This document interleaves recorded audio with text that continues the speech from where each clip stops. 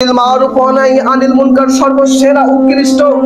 এর কারণে আমর বিল মারুফ ওয়া নাহি আনিল মুনকার আল্লাহ পাক রব্বুল আলামিনের উপর ঈমান আনবে।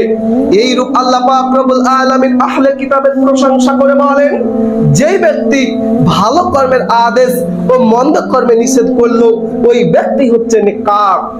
ওই মুমিন ব্যক্তি যিনি তওবাকারী, ইবাদত গুজার, আল্লাহর প্রশংসাকারী, রোজাদার, রুকু সিজদাকারী, ভালো কর্মের আদেশকারী, মন্দ কর্মে নিষেধকারী, আল্লাহর আইন রক্ষাকারী, ওই মুমিন ব্যক্তির জন্য আল্লাহ পাক রব্বুল আলামিন সুসংবাদ জানিয়ে দিলেন। ওই রকম মুমিন ব্যক্তির জন্য সুসংবাদ জানিয়ে দিলেন।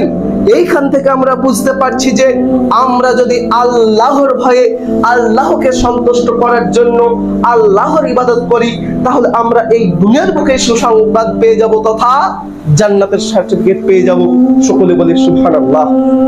ইন্নামাল আমালু বিন্নিয়াত, নিয়াতটাকে ঠিক রেখে আমাদেরকে ইবাদত করা লাগবে। আমরা যদি আমার দাঁড়িয়ে হয়েছে আমি তলেবুনে, আমি যদি না সালাত আদায় করি, আমি হাজী সাহেব, আমি মাওলানা সাহেব, আমি যদি আল্লাহ পাক রব্বুল আলামিনের ইবাদত না করি, মানুষে আমার গীবত গাইবে, এই ভয়ে, মানুষের ভয়ে যদি আমি ইবাদত করি, আমার ইবাদত কোনো কাজে আসবে না। ইবাদত করতে হবে আল্লাহর ভয়ে, আল্লাহকে সন্তুষ্ট করার জন্য। যদি আমরা আল্লাহকে সন্তুষ্ট করার জন্য ইবাদত করি, তাহলে আমরা এই দুনিয়া থেকে জান্নাতের সার্টিফিকেট পেয়ে যাব। সকলে বলি সুবহানাল্লাহ। আল্লাহ পাক রব্বুল আলামিন এই ভালো কর্মের আদেশ, মন্দ কর্মের নিষেধের ফজিলত ও গুরুত্ব বর্ণনা করতে গিয়ে নিজের বন্ধু হযরত মুহাম্মদ সাল্লাল্লাহু আলাইহি ওয়াসাল্লামকে সূরা আরাফ 199 নম্বর আয়াতের মধ্যে বলছেন, খুজিল আফওয়া ওয়া আমর বিল মারুফ ওয়া আরিজ আনিল জাহিলিন। অর্থাৎ হে মুহাম্মদ, তুমি মাফ করতে থাকো, ভালো কর্মের আদেশ করতে থাকো এবং নাদানদেরকে এড়িয়ে চলো। কি বললেন? এই আদেশ আমাদের জন্য, আমাদেরকেও করতে হবে। কেউ যদি খারাপ কাজ করে ফেলে, ভুল কাজ করে, তাকে নিষেধ করতে হবে ভুল কাজ করতে, ক্ষমা করে দিতে হবে এবং ভালো কাজ করতে বলতে হবে এবং নাদানদেরকে এড়িয়ে চলতে হবে। নাদান শব্দের অর্থ হচ্ছে মূর্খ। মূর্খদেরকে এড়িয়ে চলতে হবে। একটি তাফসীরের মধ্যে পাওয়া যায়, এই মূর্খ বলা হয়েছে সেই ব্যক্তিকে যে ব্যক্তি হাদিস কোরআনের ঠিক কথায় তর্কে জড়িয়ে যায়, ওই ব্যক্তি হচ্ছে মূর্খ। ওই ব্যক্তি হতে পারে গ্রামের মেম্বার, ওই ব্যক্তি হতে পারে গ্রামের মেম্বার, ওই ব্যক্তি হতে পারে ডক্টর, ওই ব্যক্তি হতে পারে স্কুলের হেডমাস্টার। ওই ব্যক্তি যদি হাদিস কোরআনের ঠিক কথায় তর্কে জড়িয়ে যায়, ওই ব্যক্তি হচ্ছে মূর্খ। আর ওই মূর্খ ব্যক্তিদের কাছ থেকে এড়িয়ে চলতে হবে। এই কথা আল্লাহ পাক রব্বুল আলামিন সূরা আরাফ 199 নম্বর আয়াতের মধ্যে বলছেন। সম্মানিত উপস্থিতি, আবু সাঈদ খুদরি রাদিয়াল্লাহু তাআলা আনহু বর্ণনা করছেন, রাসূল সাল্লাল্লাহু আলাইহি ওয়াসাল্লাম বলছেন, ইয়াকুম আল জুলুসা ফিল তুরকাত, অর্থাৎ তোমরা রাস্তায় বসা থেকে বাঁচো। তখন সাহাবায়ে কেরাম রাদিয়াল্লাহু তাআলা আনহু বলছেন, ইয়া রাসূলুল্লাহ, ইয়া হাবিবাল্লাহ, ইয়া রাসূলুল্লাহি মা লানা বুদ্দু মিন মাজালিসিনা নাতাহাদ্দাসু ফি, অর্থাৎ আমাদের রাস্তায় বসা ছাড়া কোনো উপায় নেই। তখন আল্লাহর রাসূল সাল্লাল্লাহু আলাইহি সাল্লাম বলছেন, ফাইজা আবাইতুম ইল্লাল মাজলিসা ফাতুত তরিকা হাক্কা, অর্থাৎ যদি তোমাদের রাস্তায় বসতেই হয় তাহলে তোমরা রাস্তার হকটা আদায় করো। তখন সাহাবায়ে কেরাম রাদিয়াল্লাহু তাআলা আনহু বলছেন, ইয়া রাসূলুল্লাহ, ইয়া হাবিবাল্লাহ, রাস্তার হকটা আবার কি?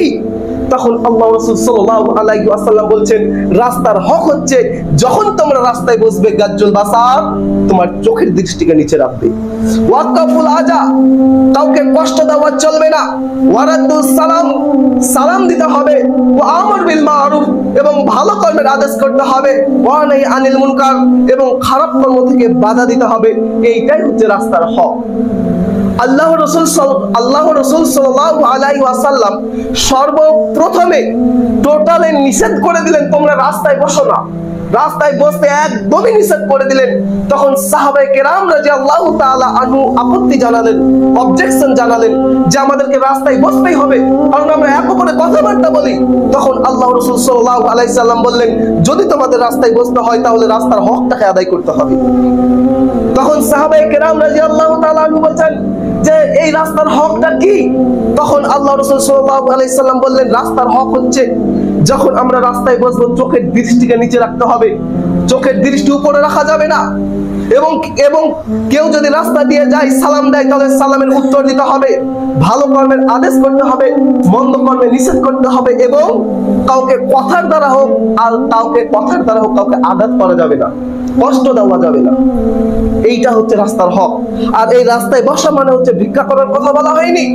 এই রাস্তায় বসা মানে রাস্তার আশেপাশে কোনো ফাঁকা জায়গায় বসা, কোনো দোকানে বসা, ইত্যাদি ইত্যাদি এইরকম রাস্তায় বসার কথা বলা হয়েছে। যদি আমরা এই গোবিন্দপুর গ্রামবাসী আমরা যতগুলো মানুষ বসে আছি, যদি আমরা রাস্তায় বসি, যারা আমরা রাস্তায় বসি, আমাদেরকে এই রাস্তার হকটা আদায় করতে হবে, না হলে আমাদের রাস্তায় বসা চলবে না। রাস্তায় বসতে হলে হকটা আদায় করতেই হবে, যেহেতু রাসূল সাল্লাল্লাহু আলাইহি ওয়াসাল্লাম বলেছেন। ইনশাআল্লাহ আজকে থেকে আমরা রাস্তার হক আদায় করব, সকলে বলি ইনশাআল্লাহ। আসুন এবার আমরা জানবো এই ভালো কর্মের আদেশ, মন্দ কর্মের নিষেধের ফজিলত ও উপকারিতা সম্পর্কে। ভালো কর্মের আদেশ ও মন্দ কর্মের নিষেধ জাহান্নাম থেকে মুক্তির পথ, জান্নাতে যাওয়ার পথ।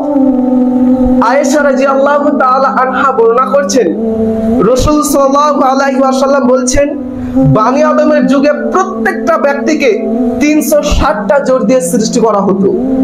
যেই ব্যক্তি ওই পরিমাণ আল্লাহু আকবার, সুবহানাল্লাহ, আলহামদুলিল্লাহ, লা ইলাহা ইল্লাল্লাহ পাঠ করবে, ভালো কর্মের আদেশ মন্দ কর্মের নিষেধ করবে এবং মানুষের পথ থেকে পাথর কাটা হাড্ডি হটাবে, তো ওই ব্যক্তি জেনে নিল যে ওই দিন নিজেকে জাহান্নামের অন্ধকার আগুন থেকে বাঁচিয়ে নিল। সকলে বলি সুবহানাল্লাহ। যদি 360 বার করে আমরা আল্লাহু আকবার, সুবহানাল্লাহ, আলহামদুলিল্লাহ, লা ইলাহা ইল্লাল্লাহ পাঠ করি, ভালো কর্মের আদেশ মন্দ কর্মের নিষেধ করি, পথ থেকে যদি পাথর কাটা হাড্ডি হটাই, তাহলে আমরা জাহান্নাম থেকে বেঁচে গেলাম, জান্নাতে চলে গেলাম। সুবহানাল্লাহ। আবু যার রাদিয়াল্লাহু তাআলা আনহু বর্ণনা করছেন, আবু যার রাদিয়াল্লাহু তাআলা আনহু বলছেন, রাসূল সাল্লাল্লাহু আলাইহি ওয়াসাল্লামের কাছে কিছু সাহাবা এসে বলছেন, ইয়া রাসূলুল্লাহ, ইয়া হাবিবাল্লাহ, মাল ধন সম্পদকারীদের তো আমাদের চেয়ে নাকি অনেক বেশি হয়ে যাচ্ছে। তখন আল্লাহ রাসূল সাল্লাল্লাহু আলাইহি ওয়াসাল্লাম বলছেন, কারণ কি? তখন সাহাবায়ে কেরাম রাদিয়াল্লাহু তাআলা আনহু বলছেন, তার কারণ হচ্ছে আমরা সালাত আদায় করি, তারাও আমাদের মতো সালাত আদায় করে। আমরা যে রমজান মাসে সিয়াম পালন করি, তারাও আমাদের মতো সিয়াম পালন করে। আমরা যে এতিম গরিব মিসকিনদেরকে ভালোবাসি, তারাও এতিম গরিব মিসকিনদেরকে ভালোবাসে। আমরা যে পিতামাতার সাথে সদাচরণ, নম্রতা, ভদ্রতা বজায় রেখে কথা বলি, তারাও সেটা করে। কিন্তু তাদের যে মাল ধন বেশি, তাদের ওই উৎপীড়িত মাল থেকে তারা সাদকা করে, আমাদের তো সেই মাল ধন সম্পদ নেই, তাহলে আমরা সাদকাটা করতে পারি না। অতএব তাদের আমাদের থেকে নাকি বেশি হয়ে যাচ্ছে, আমাদের কম হয়ে যাচ্ছে। তখন আল্লাহ রাসূল সাল্লাল্লাহু আলাইহি ওয়াসাল্লাম প্রতি উত্তরে বলছেন, আওয়ালাইসা কদ জাআলাল্লাহু মা তাসাদ্দাকুন, অর্থাৎ তোমাদেরকে কি আল্লাহ তাআলা সাদকা করার মতো কিছু দেননি? অতঃপর রাসূল সাল্লাল্লাহু আলাইহি ওয়াসাল্লাম বলছেন, ইন্না বিকুল্লি তাসবিহাতিন সাদাকা, নিশ্চয়ই সুবহানাল্লাহের সাদাকা, ওয়া কুল্লু তাকবীরাতিন সাদাকা, এবং প্রত্যেকটা আল্লাহু আকবারের সাদাকা, ওয়া কুল্লু তাহমিদাতিন সাদাকা, এবং প্রত্যেকটা আলহামদুলিল্লাহের সাদাকা, ওয়া কুল্লু তাহলিলাতিন সাদাকা, এবং প্রত্যেকটা লা ইলাহা ইল্লাল্লাহের সাদাকা, ওয়া আমরু বিল মারুফি সাদাকা, এবং ভালো কর্মের আদেশ করা সাদাকা, ওয়া নাহি আন মুনকারিন সাদাকা, এবং প্রত্যেকটা খারাপ কর্ম থেকে বাধা দেওয়া হচ্ছে সাদাকা। সহিহ মুসলিম হাদিস, হাদিস নম্বর 1006। সম্মানিত উপস্থিতি, আমরা যদি আল্লাহু আকবার, সুবহানাল্লাহ, আলহামদুলিল্লাহ, লা ইলাহা ইল্লাল্লাহ পাঠ করি, ভালো কর্মের আদেশ করি, মন্দ কর্মের নিষেধ